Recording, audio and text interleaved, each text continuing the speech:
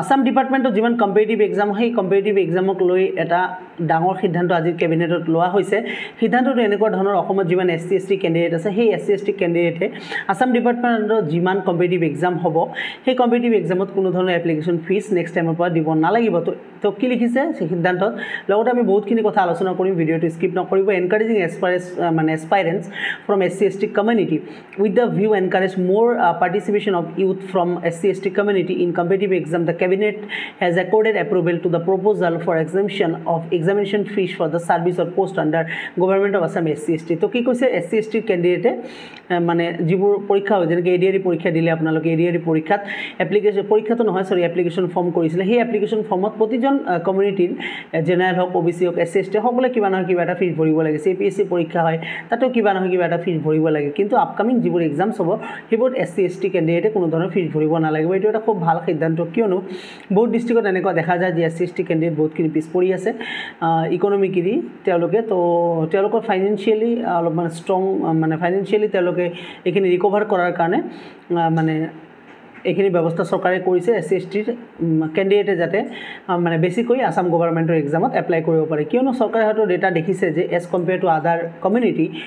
যেনেকৈ general caste হওক OBC caste হওক MOBC কাষ্ট হওক সেই তুলনাত SC/ST হয়তো কমকৈ আসাম ডিপাৰ্টমেণ্টৰ এক্সামত এপ্লাই কৰে ঠিক আছে তো সেইখিনি সকাহ দিবলৈ এই সিদ্ধান্ত চৰকাৰে গ্ৰহণ কৰিছে তো খুব ভাল সিদ্ধান্ত লগতে এটা কথা ইয়াতে আলোচনা কৰিবই লাগিব কিয়নো যোৱাবাৰ এডিআৰই পৰীক্ষা দেখা গ'ল যে আমাৰ স্কোৰ কাৰ্ড দিয়া নহ'ল ক্যান্ডিডেটসকলক আৰু লগতে কাট অফৰ ব্যৱস্থা কৰা নহ'ল ফাইনেল কাট অফৰ কথা কৈছোঁ মই ৰিটেনৰ কাট অফ দিয়া হৈছিলে ফাইনেল কাট অফ দিয়া নহ'ল তাৰমানে কম্পিউটাৰত কিমান নম্বৰ পালে সেইখিনি চাব নোৱাৰিলে ক্যান্ডিডেটসকলে সেইখিনি চালে কি হয় যে এইখিনি এটা এনকাৰেজমেণ্ট বুলি ক'ব লাগিব ক্যান্ডিডেটক কিয়নো আজি সে আপুনি পৰীক্ষা দিলে কিমান নম্বৰ পালে যদি মই নাজানো ঠিক আছে যে মই জিকেত কিমান পালো ইংলিছত কিমান পালো ম্যাথছত কিমান পালো মই কোনটো সাবজেক্টৰ নেক্সট টাইম ডেভেলপ কৰিম সেইখিনি মই বুজি নাপালো হয়নে সেই স্কোৰ কাৰ্ড দিয়াৰ লগে লগে আপোনালোকে চেণ্ট্ৰেলৰ যিমান এক্সামিনেশ্যন হয় IBPS কওক SSC কওক ৰেলৱে কওক প্ৰতিটোত কিন্তু স্কোৰ কাৰ্ডৰ ব্যৱস্থা কৰা হয় তো ষ্টেটৰ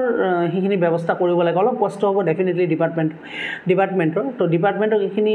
অনুৰোধ থাকিব যে এইবাৰ অন্তত এই স্কোৰ কাৰ্ডৰ ব্যৱস্থা অনলাইন এক্সামৰ কথা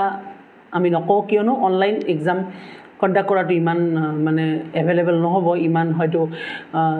ইজি নহ'ব কিয়নো ইমান কম্পিউটাৰ চেণ্টাৰৰ অসমত ব্যৱস্থা কৰিব লাগিব কম্পিউটাৰ ব্যৱস্থা বিভিন্ন কথা আহি পৰিব সো অন্তত আমাক স্কোৰ কাৰ্ডখিনি পাব্লিছ কৰিব লাগে ঠিক আছে এইবাৰৰ যিটো এডিআৰই হ'ব স্কোৰ কাৰ্ডখিনি পাব্লিছ কৰিব লাগে প্ৰপাৰ কাট অফ দিব লাগে আৰু লগতে এটা বস্তু যে সিলেবাছটো মেনশন কৰে প্ৰপাৰ সিলেবাছ এটা দিব লাগে এডিআৰই এক্সামৰ আগে তো এইখিনি অনুৰোধ থাকিব যাতে এটলিষ্ট ক্যান্ডিডেটে দুমাহ এটা সময় পায় সিলেবাছৰ পিছত মানে সিলেবাছটো পাব্লিছ কৰিব লাগে প্ৰপাৰ সিলেবাছ আপোনালোকে যদি IBPSৰ পৰীক্ষা চাই প্ৰপাৰ সিলেবাছ থাকে SSC প্ৰপাৰ সিলেবাছ থাকে ৰেলৱেত প্ৰপাৰ সিলেবাছ থাকে কিন্তু আসাম ডিপাৰ্টমেণ্টৰ এক্সামত যদি এইখিনি ব্যৱস্থা কৰা হয় তেন্তে ডেফিনেটলি কিন্তু ক্যান্ডিডেটৰ প্ৰিপাৰেশ্যন কৰাৰ ক্ষেত্ৰত বহুতখিনি উপকাৰ হ'ব যিখিনি হয়তো ভাষাত প্ৰকাশ কৰিব নোৱাৰিব ভাষাত মানে এইখিনি হয়তো কোৱাটো সম্ভৱ নহ'ব কিমানখিনি উপকাৰ হ'ব প্ৰতিজন এছপাৰেণ্টছৰ কাৰণে তো এইখিনি অনুৰোধ থাকিল ডিপাৰ্টমেণ্টক যে এই ব্যৱস্থাখিনি যাতে অন্তত এই এডিআৰই এক্সামত কৰে স্কোৰ কাৰ্ড আৰু প্ৰপাৰ সিলেবাছ ঠিক আছে তো ভিডিঅ'টো আপোনালোকে যিমান পাৰে শ্বেয়াৰ কৰক যাতে এই কথাখিনি ডিপাৰ্টমেণ্টৰ তাত গৈ পায় আৰু এইখিনি সবে বিচাৰে বহুতে কমেন্ট কৰি থাকে মোক হোৱাটছআপত কক ইউটিউবতো বহুত কমেন্ট পাওঁ তো মই সকলোৰ হৈ এইখিনি কথা অনুৰোধ কৰিলো সব ক্যান্ডিডেটৰ হৈ এইখিনি ব্যৱস্থা ডিপাৰ্টমেণ্টে এইবাৰ SLRC ষ্টেট লেভেল ৰিক্ৰুটমেণ্ট কমিশ্যনৰ অনুৰোধ থাকিল তেওঁলোকে যদি ভিডিঅ'টো পায় তেওঁলোকলৈ ডেফিনেটলি অনুৰোধ থাকিব সকলোৰ হৈ যে এইবাৰ প্লিজ আপোনালোকে স্কোৰ কাৰ্ডৰ ব্যৱস্থা কৰক আৰু লগতে প্ৰপাৰ সিলেবাছ এখন দিয়ক যে ম্যাথছত কি থাকিব ৰিজনিং কি থাকিব জিকে কি থাকিব ইংলিশ কি থাকিব প্ৰপাৰ সিলেবাছ যাতে প্ৰিপাৰেশ্যন কৰাৰ ক্ষেত্ৰত ফুল ট্ৰান্সপাৰেন্সি আহে মানে প্ৰিপাৰেশ্যনৰ ট্ৰান্সপাৰেন্সিৰ কথা কৈছোঁ ইয়াতে সেইখিনি অনুৰোধ থাকিল তো এইখিনি আছিলে ভিডিঅ'টো ক'ব লগা তো শ্বেয়াৰ কৰিব আপোনালোকে থ্যাংক ইউ সো মাচ